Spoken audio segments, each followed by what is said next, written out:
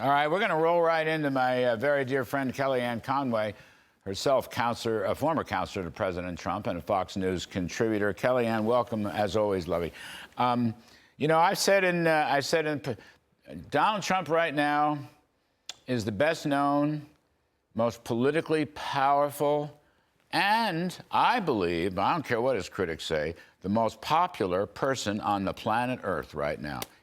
Everybody knows who he is and what he's doing, and the vast majority of them like him. I don't care what some of these crazy lefties may say here at home or elsewhere. So I want to say that. Now, this is a big moment. This is a big moment. The whole world is watching. What do you think? How does Mr. Trump play out his hand? I'm hopeful that everything President Trump has said and pledged up to this point, he will make good on. I don't doubt it for a moment. I'm confident that he'll go in there with the upper hand. And he is the one who's trying to broker a peace between two countries who have been at war, Larry, not for the 3.5 days, 3.5 weeks, maybe maximum 3.5 months that was originally predicted when Putin invaded Ukraine. We're in it for more than 3.5 years.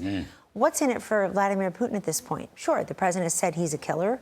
He's taken the lives of innocent people. He said, knock it off, cut it out. And Putin went into Kyiv. He just kept advancing and kept killing.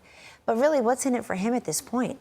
As General O'Brien says, he can go ahead and be isolated. He can not benefit, not enjoy the fruits of, I think, the Trump dominant economy, all these bilateral trade deals, Japan and UK and EU, you name it, they're all happening now, holding to account Mexico and China for fentanyl and criminals. It has nothing really to do with trade. And I think everywhere President Trump goes, he's standing up, putting up, showing up, and speaking up. But in this case, he's basically there because he thinks, but for Biden, the war wouldn't have happened, and but for Trump, the war can't end. And so he feels it's incumbent upon him. And Larry, I was looking at who among the press corps is going to Russia, going to Alaska for this meeting. So many of them insisted on air, swore that Donald Trump was a Russian asset. Oh, okay. And they had no shame. And now it turns out none of that, of course, was true. Malarkey, as another president might say. But he is now not a Russian asset. He is an asset to Russia and Ukraine in trying to broker this peace. I don't think this is going to come easily. I like the fact that the president said, I can walk away. He walked away from the G20 early. You were there. He walked away from the G7 early to go home and bomb Iran. He can walk away if, quote, Putin's not serious. I think it's a huge burden on Vladimir Putin. And I like what you said with Robert O'Brien. The deference to Vladimir Zelensky did not come easily. There's a lot of folks in the president's base who says, don't give another penny to Ukraine. Why do we care at all? The president cares because he cares about people, and he cares about a sovereign nation being invaded for the first time since World War II by an aggressor unprovoked. He cares about having a just result and a peaceful resolution to this. But he also cares about, I think, Russia feeling that it can participate in the global economy if it would just behave. Last point, in our first term, in Trump 1, President Trump did not hesitate, Larry. You and I talked about it on TV. He did not hesitate to expel Russians who were here, to sanction some of those banks. That's right. And he didn't hesitate then, and that was between the annexing of Crimea and the invasion of Ukraine. He'll do it again. That's a great point. You always make great points. I just had this thought. I should have put it in the rip, but we'll figure that out later. Trump has set this up. He has framed this. He is a man of peace. Putin is the guy that's prolonging the war and killing civilians and hospitals and kids in Kyiv and elsewhere. That's how he set this up. And Trump is saying to the world, I want peace. Stop all this killing. And you're right, if I were here, this never would happen. But the point is, right now, tomorrow, he goes there. He's going as the peace guy.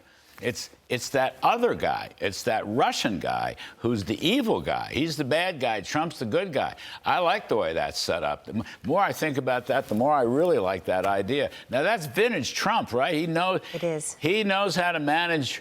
He knows how to manage communications. He knows how to manage situations, and I think if Putin does something goofy and stupid, and Trump will walk away and he'll be in the right. to walk away. He'll walk away. And remember, having that call with the Europeans, with Zelensky participating, was also very important because that's the president saying to Europeans, we hear you. Look, we, this country, are in 350 billion plus. Europe, where Ukraine is in about 100 billion. I was at the Munich Security Conference this year. I sat with the American delegation when our Vice President, J.D. Vance, gave that incredible speech.